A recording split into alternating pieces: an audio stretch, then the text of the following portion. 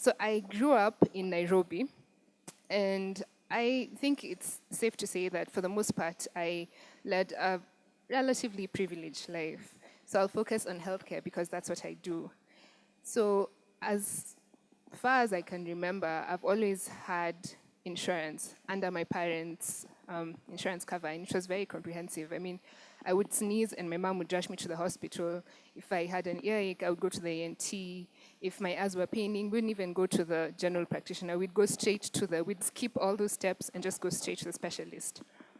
And so I was quite privileged, and I knew that not everybody had access to healthcare the same way that I did, but it was just an abstract thought. It wasn't something that I had actively seen, at close quarters. I knew it existed somewhere in the back of my mind. It existed.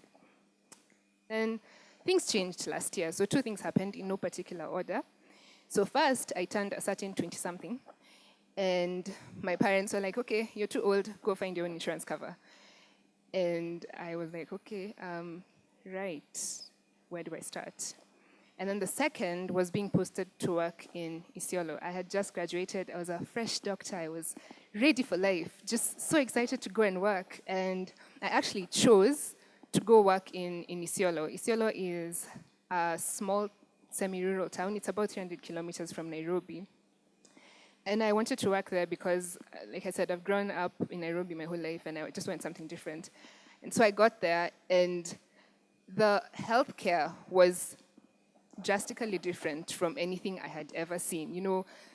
You saw what poverty was, and you see how a failed system leads to not the opposite of development, not even stagnation. You are, I don't know if there's a word like de-developing. That's what we would be doing. So, yeah, that happened. And I saw a lot of cases, and not to paint the most grim picture, it's not all doom and gloom, but there are certain cases that you see and they strike you. So I'll tell you about one case that I saw, and I hope it's not too gory. Yeah, so when I was in my surgical rotation, I had this patient, and he was about 15 years old. He'd been sent to a hospital. Our hospital is a county hospital. It is the main hospital in the county. And so everybody from all around the county comes to that one hospital for advanced care.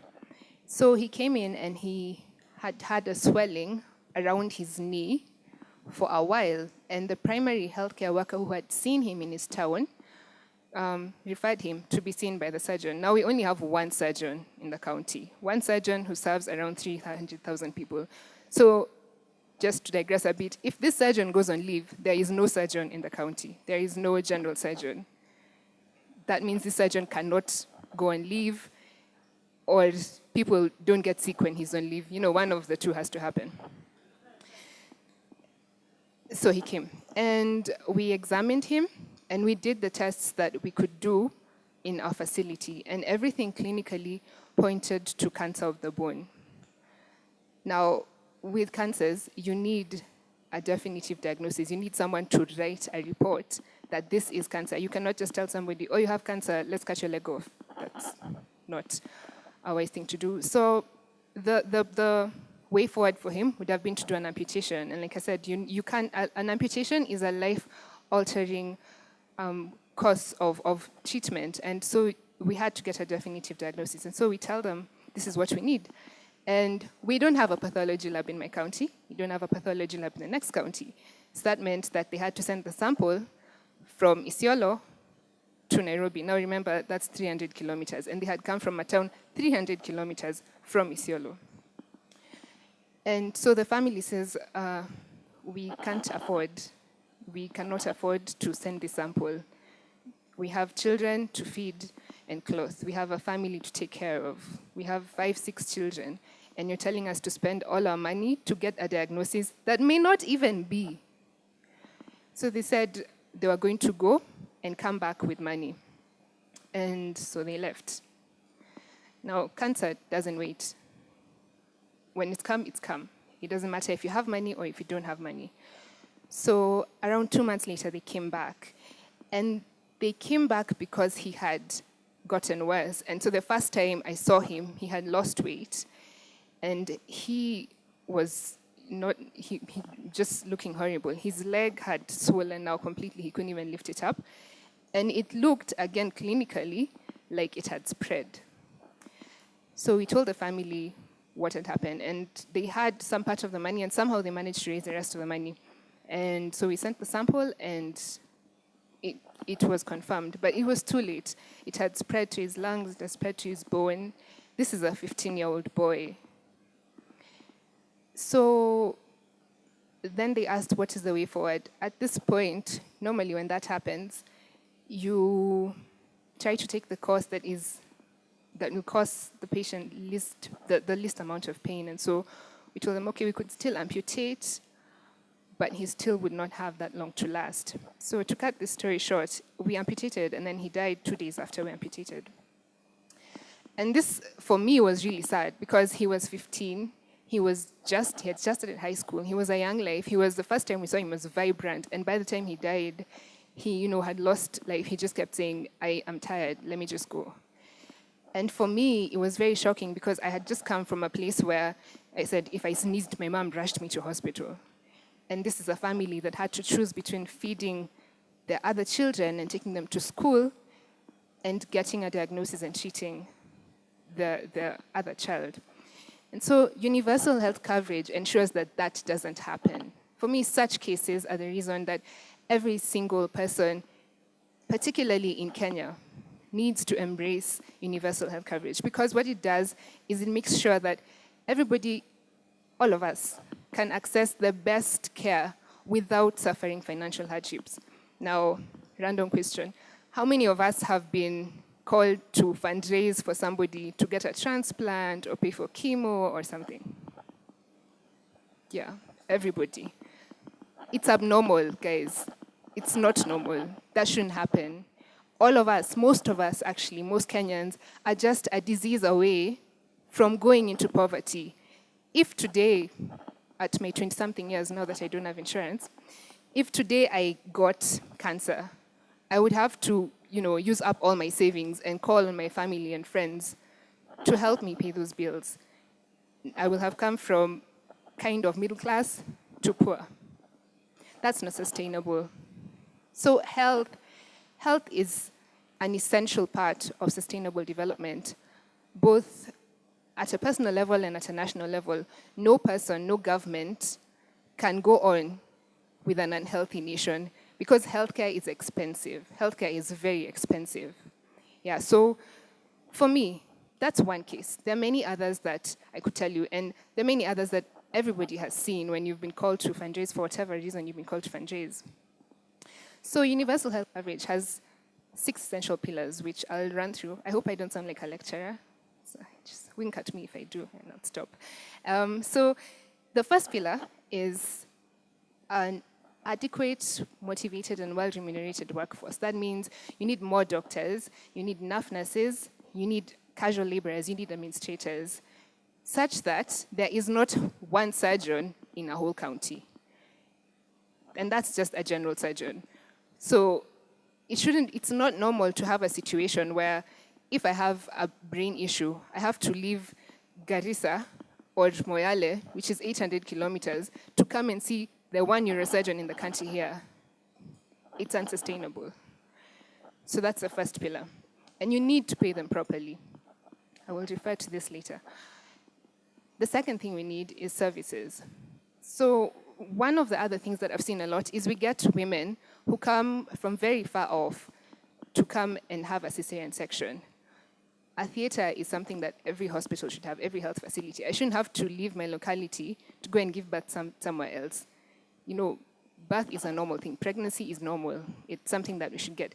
When I go to my hospital, do I get an X-ray immediately, or do they tell me, oh, the X-ray is broken down, you need to go and do it in another hospital and come back with the results, yeah? The third thing is products. You need medication. And I don't think that a lot of us grasp how important medication is, because a lot of times, and this is not unique to Israel, this is generally public hospitals, there are times when you don't have, basic antibiotics. And so what does that mean? I could come with cholera, and let's say there are no antibiotics. You don't treat me, and all of you will get sick. My health isn't just mine, it's everybody's. Your health affects my health. So I need you to be healthy so that I don't get healthy. And you need me to be healthy so that your mother is healthy, yeah? And the fourth is policies. So on this, I think, this is one of, I think, the most important aspects, because even if we have doctors, and even if we have services, and even if we have drugs, if you don't have policies set in place, if you don't have a system set in place that ensures that these things are propagated, it will fall. Because you can't have universal health coverage for one day and then expect that without systems it will go on, yeah? So we need to call on our leaders to say health is a priority. Don't act like it's a privilege. No, health is a right. It's a right, it's a basic right. No human should ever have to die or suffer because of something that could have been treated easily. The fifth thing is finances, and this is the biggest issue for most countries, is how to finance. Do we raise people's taxes and everybody will be up in, everywhere saying, no, we don't want taxes raised? Do we use private companies? Do we use community insurance?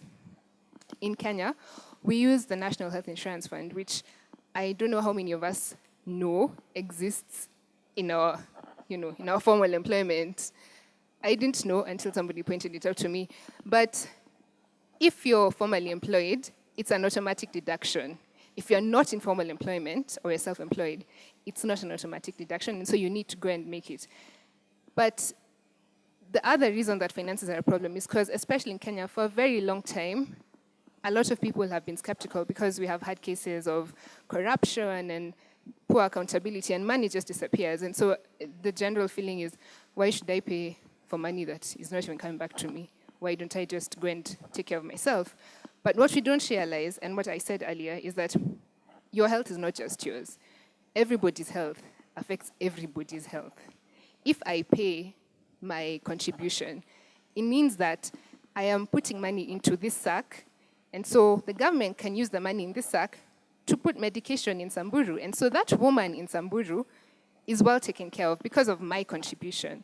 And the same thing all over. We all contribute so that we all benefit, and especially those who are low income. The last thing is information, because we need to realize that preventive medicine is a strong pillar. And they say prevention is better than cure, and it's true. If you can prevent diseases, then you spend less on treating those diseases. So those are the 6 pillars of universal healthcare. I hope I don't have to repeat them because I will sound like a lecturer. So yeah, and what universal healthcare does is it ensures that anywhere I go, my dad usually says, you have to think about things selfishly. So, and I'm going to give an example. I grew up in Nairobi, most of us are here. But should I travel to upcountry, my upcountry is western, so it's about 500 kilometers. If I get into an accident in the middle of nowhere, am I assured of the best healthcare there? If you think selfishly, if you think I want to have the best healthcare there, as in Nairobi, so that I don't have to wait for 6 hours, because anything can happen in 6 hours, then you will pay. Then you will understand why it's important that even if there's a chance you may not use that healthcare, but you never know, at some point it may be important. So to reference the doctor's strike, which happened recently, the 100-day doctor's strike, as one of the doctors who was on strike, we got a lot of mixed feelings. We got doctors are greedy, and we got doctors are selfish, and we got doctors are dramatic, which for me was very strange. And we got, you're exaggerating. And I said, no, we're not exaggerating. I could write a story for every day, and every one of them is as drastic as the other. And that's what we were fighting for universal health coverage, so that nobody, that mother in my hospital, when the pediatrician is on leave, I don't have to tell her, oh, you have to go to the next county. When she already parted with 500 shillings, which she didn't even have in the first place, to come there and get the treatment. So most people say, oh, but you know, we live in a third world country. That's not possible. It's a pipe dream. It's overambitious, maybe, but achievable, certainly. And I think that people will work well with examples. So I'll give an example of one of our neighbors. So Rwanda is actually one of the countries in the world, one of the 6 countries in the world that has managed to achieve universal healthcare. They've come from 7% coverage 10 years ago to 97% coverage today. We are at around 15%. So we still have a long way to go, but there's hope.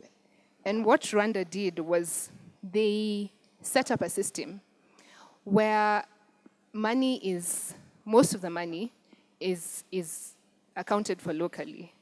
And so at a local level, in our case, the counties, the governors, they will be given the money for health, and they will set targets, and they will be held accountable. But those people are not just accountable to their leaders, they're accountable to their people, such that if I go to a hospital and there is no x-ray or there are no drugs, I can walk to the governor's office and ask him, where is the money that you got? Why don't I have healthcare? Why is my grandmother coming all the way from wherever she is to here to get that healthcare? Why doesn't she have it there? And so that's what Rwanda did. And they have seen tremendous improvement. They've had, in the last 10 years, they have halved the child mortality rate. Their malaria mortality rate has gone down 2/3, and people are living 10 years longer. And those are just minor things. Imagine if they could add chemotherapy. Imagine if they could add dialysis. Imagine if they could add transplants. So at the very basic level, what universal health coverage does is it ensures that I can just access the most basic thing, and then you build up from there. And other countries, Mexico, China, Oman, Turkey, Thailand, they have all managed to do that. So if they have done that, then we can get there as well. So my challenge to you today as I finish is, if you pay for your NHIF, you pay because, well, it's on your salary, you don't really have a choice. But does your watchman pay? Does your mechanic pay? The person who drove the matatu here, do they pay? So what I do when patients come to see me, I ask them, do you have an NHIF card? If you don't, go pay. It's 150 shillings for most, at the very basic level. And that ensures that when you walk into a hospital, you can get anything you need. Because it's very sad to see somebody die from something that could have been prevented. Or they may not die, they will get better, but they will have no home to go to because they sold their home. Yeah. So today, when you leave, please make sure that everybody you talk to, everybody who is formal or informal, just make sure that they're paying, because healthcare is a priority above everything else in life, for me at least. Thank you.